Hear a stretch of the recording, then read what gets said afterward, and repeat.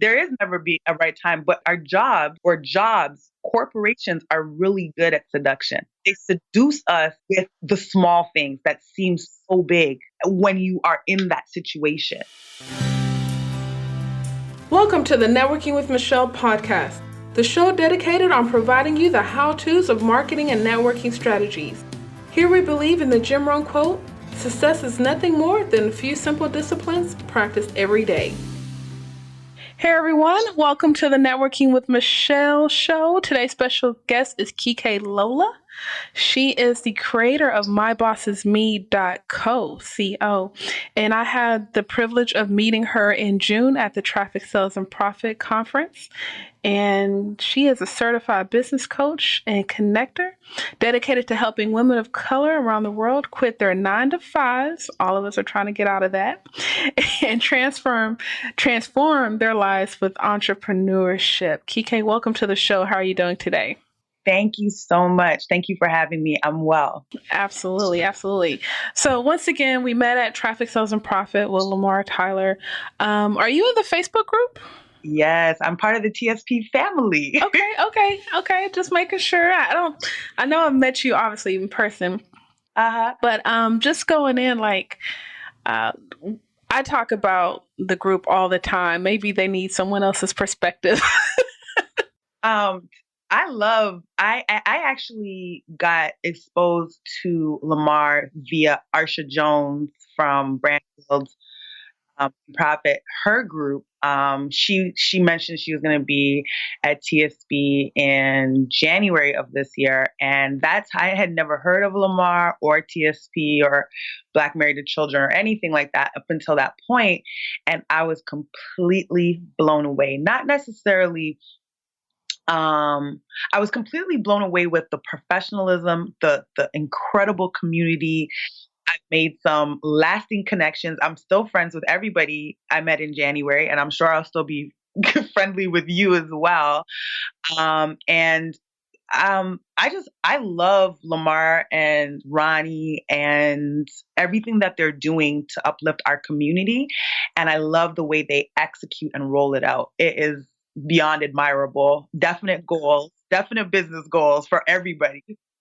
And I have nothing but good things to say about them, like nothing but good things. And I've been involved in, they just started that cash mob. I just think everything they do, everything they touch is done with such excellence that I'm privileged and excited to be a part of, I'm an honorary member of the TSP family. For sure. I try to do everything they're doing. I'm still waiting for him to roll up the next one. I hope I didn't miss it. I didn't see it, but I love him. I feel like I'm going to continue going, if not for anything, but for the connections I've made, and just having an opportunity to be around people who look like me, especially coming from Toronto, right? But be around people who look like me that are doing incredible things, from 9-year-olds, Gabby's Bows, all the way up. You know what I mean? So I love it. I just love it. Good. So, okay, as you just stated, you're from Toronto. I've been to Toronto one time. Absolutely fell in love with the city, the people. I was like, I can't live here, but yeah. I get, but it's nice, right? It's cool. We'll have to talk about that offline, but I'll get distracted. But so I'm very curious about that. How just your whole upbringing. Because Toronto is a very cultural, diverse city. So what's it like? Well, I think growing up in Toronto would be similar to growing up in any metropolitan city that is multicultural. I think being exposed, and I didn't probably have as much of an appreciation for it as I do now until I traveled, right? But growing up in a multicultural city actually gives you a deep appreciation for not just your own culture, right? But for other people's cultures. America is a melting pot. So when you live in America or you move to America, you become American first, where Canada is not a melting pot. And we celebrate our culture. So when people ask me where I'm from, I actually refer to where my parents are from versus Canadian. Like that's not the first thing that comes to mind versus Americans, I find, or be like, I'm American. Okay, well, where's your parents from? And sometimes their parents are, you guys are descendants from slavery, and sometimes they're brought in, like they've migrated. So there is a cultural difference, but growing up in Toronto was fun, just like growing up anywhere, right? We have a lot of talented people that have come from my city, and it's a great place to live. Like it's safe. It's really clean, which you don't even realize or take for granted until you go elsewhere. But it has its pros and cons. Like they do call Toronto screwface capital of the world. It it I like to I think the most comparable state that I can compare it to is New York on all levels. It's climate, the multiculturalism, the kind of fast pace. If you can make it here, you can make it anywhere type energy. But I like to tell people like Toronto, and oh my gosh, I can't believe I'm going to say this, but Toronto is basically like Manhattan on its best day. Like, because it's really clean here, right? It's like Soho, the best place in New York you can find. It's like we are that on its best day. So yeah, growing up here is just like growing up everywhere else. You have your own unique experiences, and I'm sure I have unique lived experiences they're unique to my growing up here than somebody else would, but there's not much different. I think people who are south of the border are often shocked to realize how many people of color live in Toronto, live in general, but there's a lot of us here, and it was a great. I had like growing up in Toronto was great. It was great. I went in 2010, and what happened was I was doing a lot of stuff in the music industry, and I came across this DJ based in Toronto, and I was really into the reggae scene at that time. And I was like, Toronto has some of the best reggae music I've heard. Best DJs, period. Yeah, best DJs, period. I will say that for my city. We have some of the best DJs, period. They can't play music like we do, like on a cultural level, right? Because it's like everything. Because I would just listen to like Toronto online radio stations like all day at work. And then I was working at the bank, and I was about to graduate, and I was like, I want to move. I was in finance, so I was thinking about Dallas or Toronto because of the financial district. So yeah, so that's, there's a couple other things. So I made my little weekend migration out there, but I absolutely loved it. And then also one thing you said is about the culture, because my parents are from Cameroon. So lots of times, so I always, like you said, I default to where my parents are from. And a lot of people don't say that. So then I correct them. I'm like, no, where are your people from? Right. Yeah, I was in when I was in Atlanta.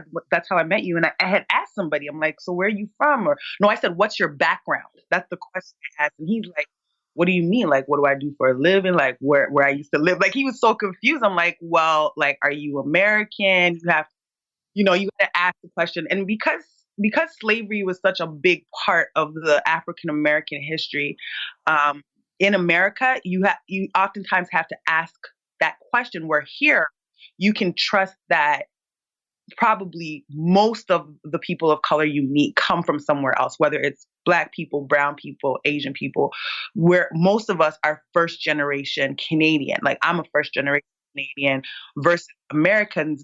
Some of them have a longer history. We do have Black Canadians that have been here for a long time that I'm starting to learn about, that migrated, through the Underground Railroad, through via Harriet Tubman, that settled in Canada at different periods, especially, after emancipation and all that kind of stuff. But for the most part, most people here come from somewhere else. So you're very tolerant of others, where I find that in the U.S. they're not. It's like, well, let's not get into that one too much. We're gonna have a part 2. We're gonna have the history lesson and then the business lesson. Like, who is this girl? Is she a Black Panther, or what did she do? No, but you're right, and I do think that's what surprised me the most when I went there. I wasn't expecting to see so much cultural diversity. And Houston is a very diverse city with a lot of cultures, but just walking down the street and hearing, all the different tongues and dialects, I was very comfortable. So yeah. I thought you had an African last name, but I wasn't sure. And I was like, maybe she's married to an African, but I didn't get into it with you. But I thought I recognized. Oh, full-blooded Cameroon. All right. Cameroon represent. All right. So let's get to the business part. I'm giving history lessons here. But so no, my boss is me. I love the title. So how did that come about? What's your career background? Well, I have been full-time entrepreneur since 2007. I actually, the way I actually became a full-time entrepreneur, all of that is all in the book. But essentially, I found myself pregnant with my second daughter. Life was kind of falling apart. And I had a decision to make at that time. I had to ask myself, am I going to go back to a job that I absolutely hate, that I feel was literally making me physically sick? Not just I'm sick of my job, but physically sick.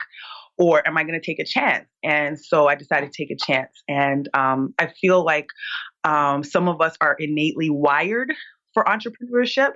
And I feel like that was me. There's really nothing else I see myself doing. It's just that sometimes if the right examples aren't around you, you don't attribute your characteristics to entrepreneurship. Like I always attributed my characteristics to being like I don't know why I don't like to follow rules. I don't know why it seems like I'm a troublemaker. I don't understand why I seem like I have this really strong, personality. I don't understand why I feel different.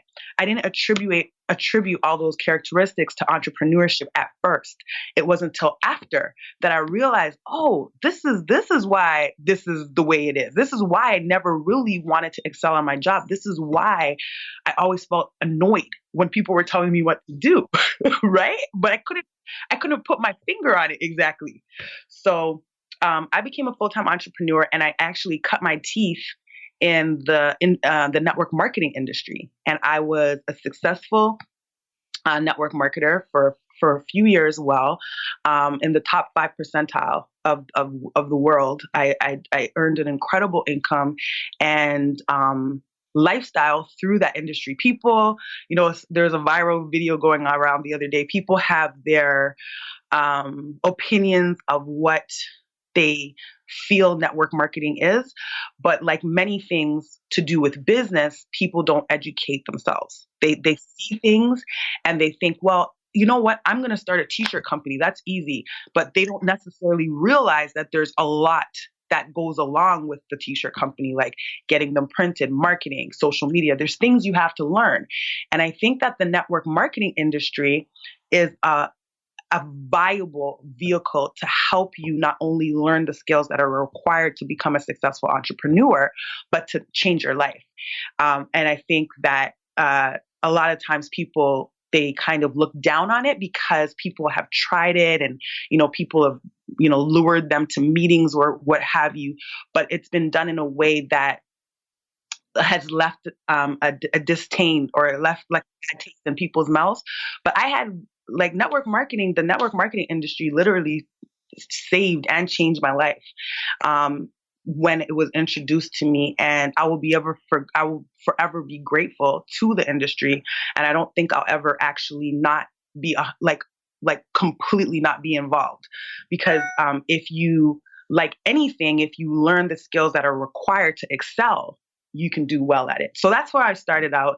And then I got tired with some of the things that were associated with it, home parties.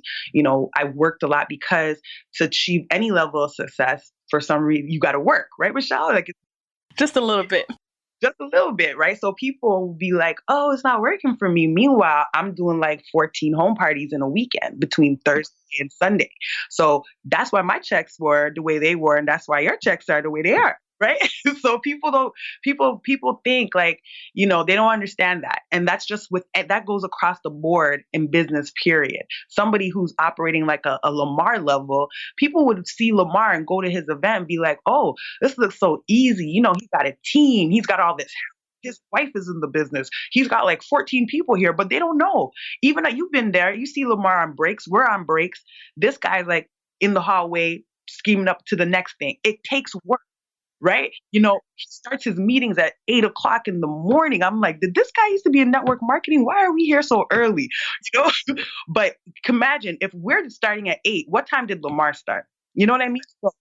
So it requires that you work. So I got tired of some of the things that came with building at that level, which included travel and just being away from my kids a lot. When I started off in entrepreneurship, I tell people, like the way full time, I tell people it was based on necessity. And so I went hard.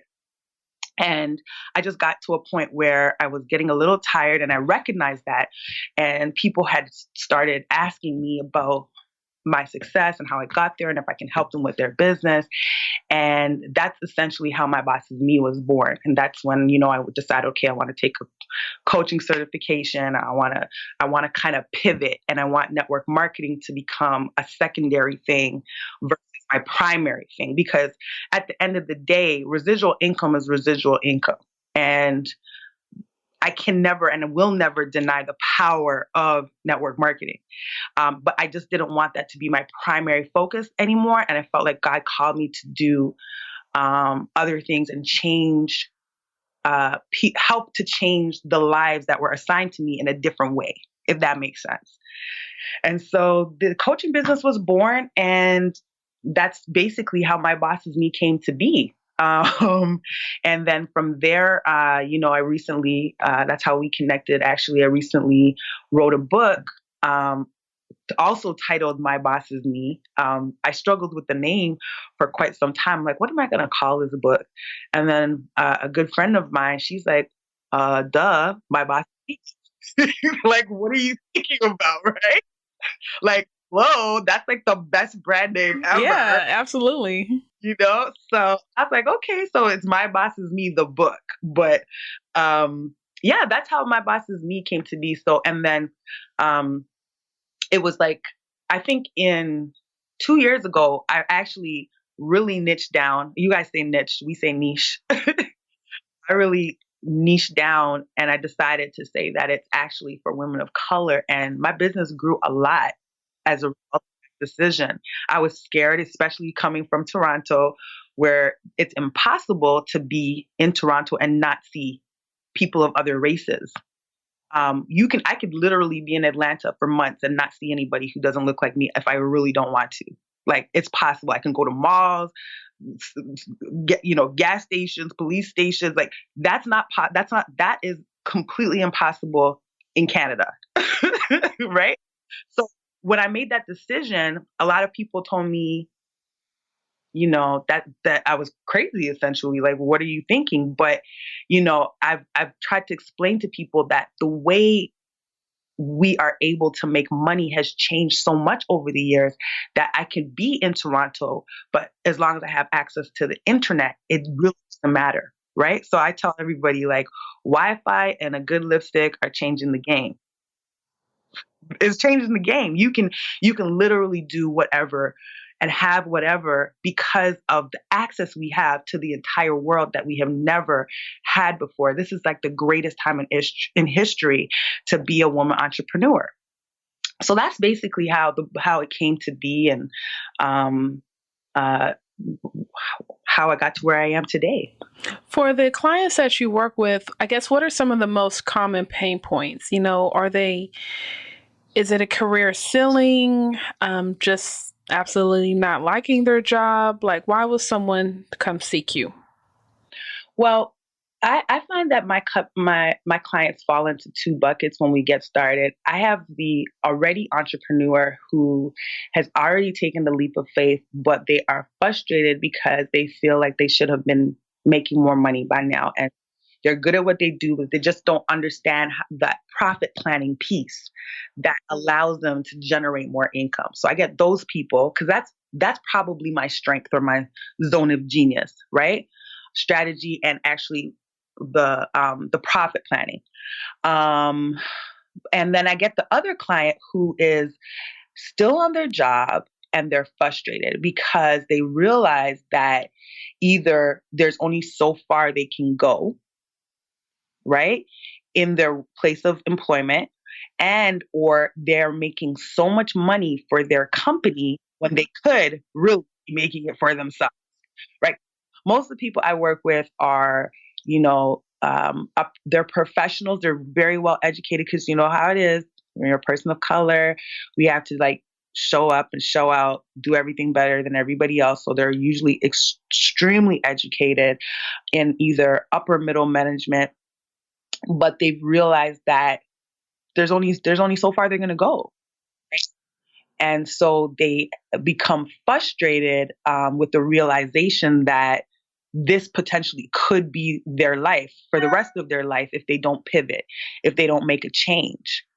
And so that's where people will seek me out, because now you're going from being one way, a way that you've always been, a way that you've always thought, and you need help making the transition. You need to figure out how to take the skills that you've acquired on the job, right? All of the money that your company's invested into your personal development, and now figure out how to make that work for yourself.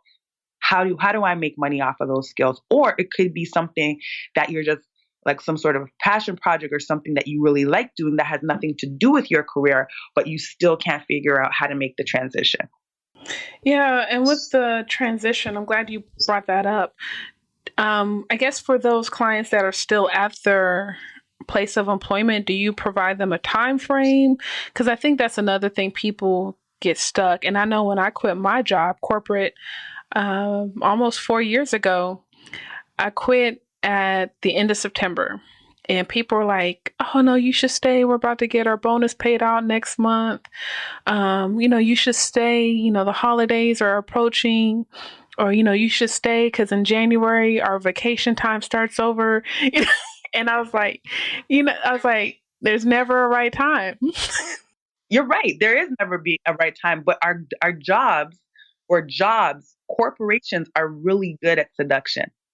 They seduce us with the small things that seem so big when you are in that situation, right? So, things like benefits, healthcare. Well, I know over here we have free healthcare, but we also have like great benefits. So you might, the dentist, chiropractor, all these things, plus, you know, like you said, vacation, these 4 weeks of vacation, so coveted, right? Like, ooh, and that $1,200 bonus, like, whoa, right? So, but in your mind, because that's all you've known, and your thinking is somewhat limited, seems like I'm missing out. When what there's a quote that I love that people operate. I don't know exactly how. Don't quote me verbatim, but people oftentimes operate based on what they fear of losing instead of concentrating on all the things there are to gain. And that's what happens oftentimes when we are employees, right? We're thinking that we're gaining all these stuff when really the corporation's laughing. Because they're just, imagine if the corporation has even $100,000 to give you every year, and they have all of these other perks, right? They seduce you with the illusion of all of these other perks. How much money do they have left? And they're a whole bunch of other people just like you. So think about it. The corporation's not going to go broke paying you, right? So if the corporation is able to expend the dollars that they are to keep you and everybody else in your team and your company going, just imagine if you had a small portion of that. Like if you had a small portion of what the corporation had and not what you had, right? Imagine. But people's minds are not wired to think like that. So to answer your question, um I don't give my clients a date, but I help my clients get to the place where they choose a date, right? I call it they call it the freedom date, the exit date, right? Where I generally recommend that they pick something that's 12 to 18 months from the time we started working. And but it's definitely, we do come up with a date, and then we reverse engineer a plan.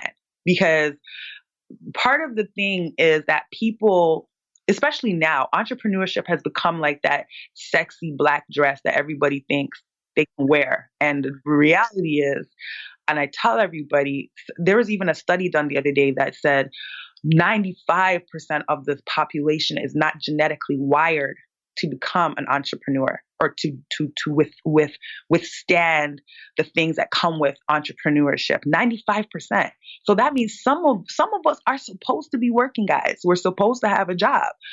I try to cater to that 5% that doesn't really, that really has, they're really ready to just do something else. They're not exactly sure why. They got that disobedient spirit going on. They know they're not supposed to be on their job. But what happens is people are attracted to the sexiness of what they think entrepreneurship is, right? But I tell everybody it's not rated E for everybody. Entrepreneurship is not rated E for everyone. Um, and so people will say, I'm an entrepreneur, not realizing what that means. They will be like, oh, I just, I got a logo and I registered a business and I did all this stuff. That doesn't mean really anything just yet. Right. And so what I try to do is I try to create that plan so that we work backwards. But, oh, sorry, what I was trying to allude to was that the first thing people need to do is they actually have to make a decision. They have to decide that this is something I'm going to do. A lot of people pussyfoot, right? They have one foot in, one foot out. They like the idea of entrepreneurship, but they also like the idea of the false security that their job provides them, right? And so for the people that actually do make that decision and they're sure about it, I show them how to navigate the last 12 to 18 months that they are on their job so that it's most beneficial for them. So for like you, I probably would have encouraged you to get that extra money because money's money, it comes in handy. And I probably would have said, okay, Michelle, you know what? Because you are so sure that you're leaving this place, what else can you get before you go? Can you tap into your continuous education fund? I don't know what you guys call it over there, but a continuous learning fund where your job will send you to learn a new skill. What skill can you get while you're still on your job, or what additional training can you get while you're still on your job that will also apply to your business? Can you use up all of your benefits before you go? Make sure all your teeth are clean. And if you got any orthodontist issues, like just be smart about the transition, because I think knowing that you're going can help actually make your transition smoother. Now, you could be like me and just get fed up one day and totally lose your mind and totally jump out the plane without a parachute and get just basically escape death.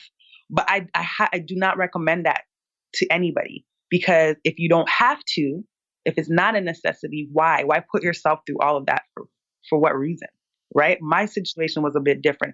Some people just get fed up and like, you know what? I'm out, deuces. Can't take this anymore. Don't tell me nothing. That's probably the point where you were at.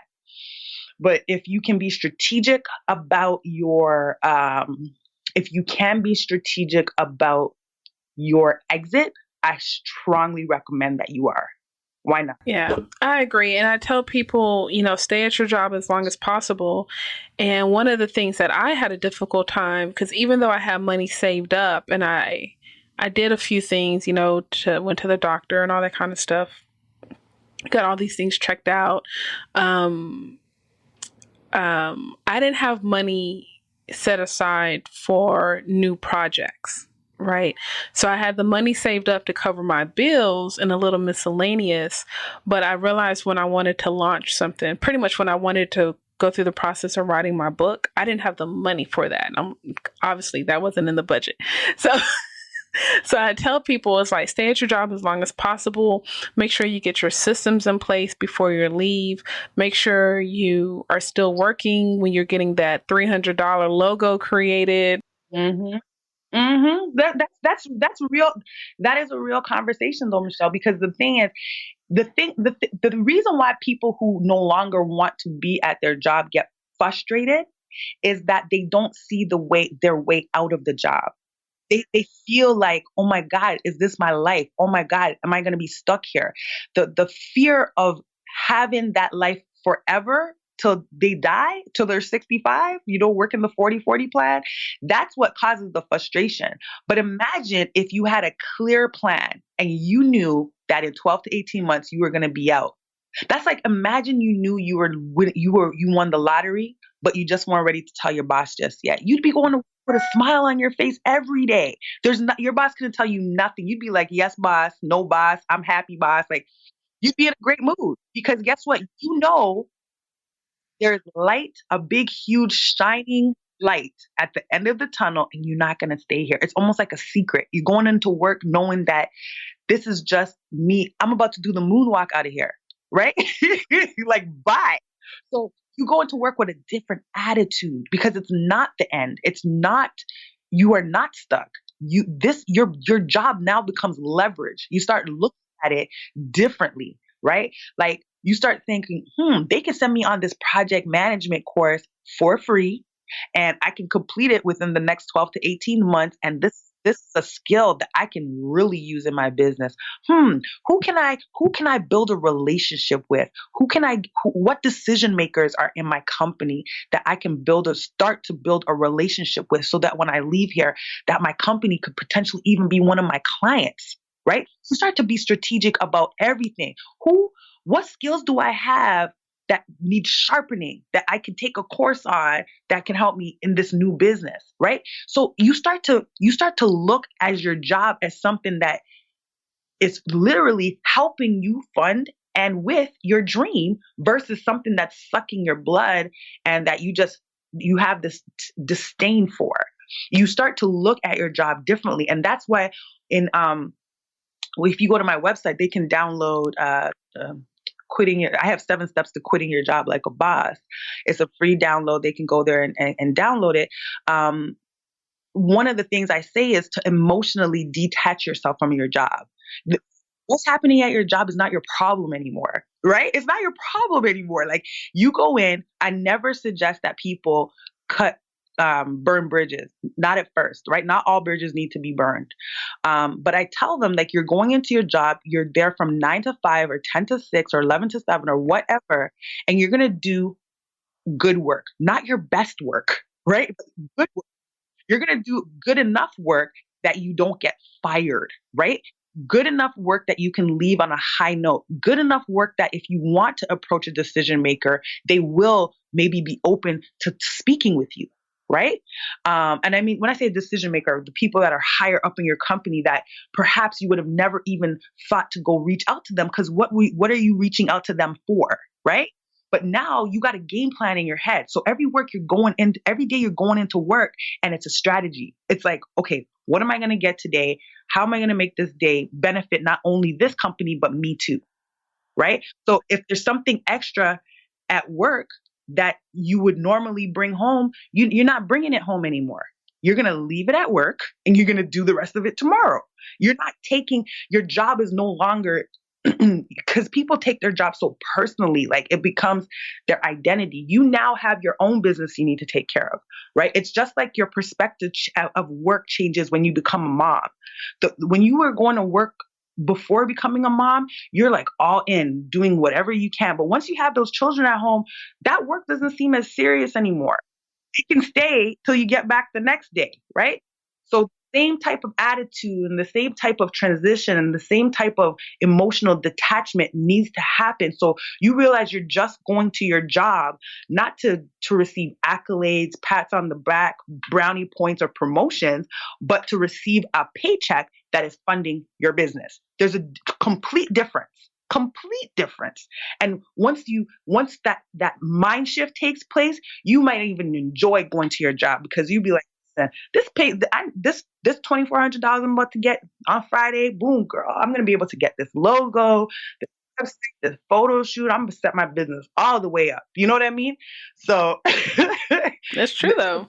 changing your perspective on the way you think. Your job is not your enemy if you know how to utilize your job to your benefit.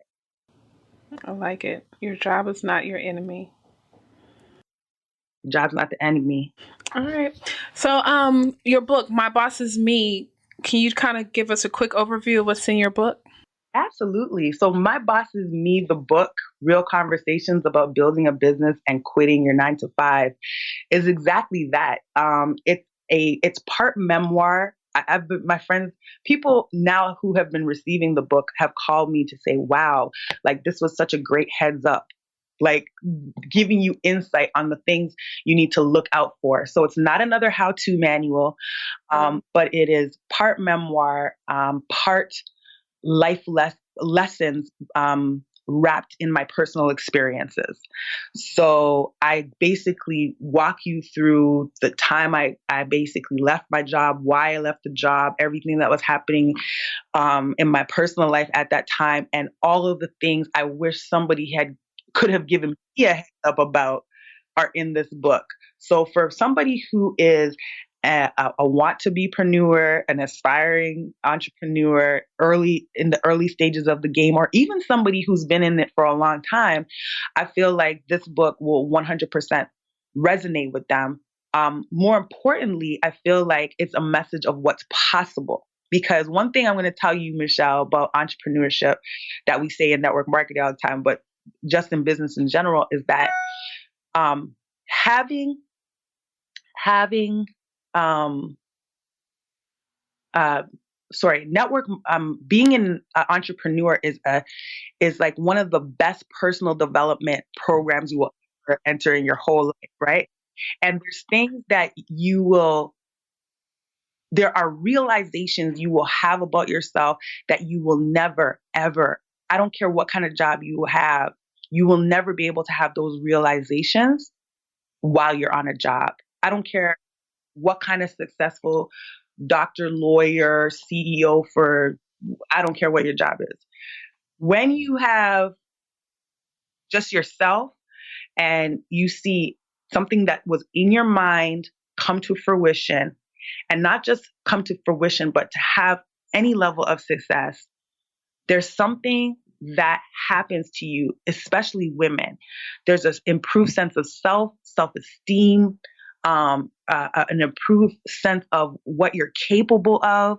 So, my hope is that this book will spread the message of what's possible for women or people in general if they take a chance on themselves, and also be able to see their journey um, in a new light, like see their journey for what it is versus getting so down on themselves and think, you know what I mean? I'm hoping people will have a different perspective on their own personal journeys in entrepreneurship.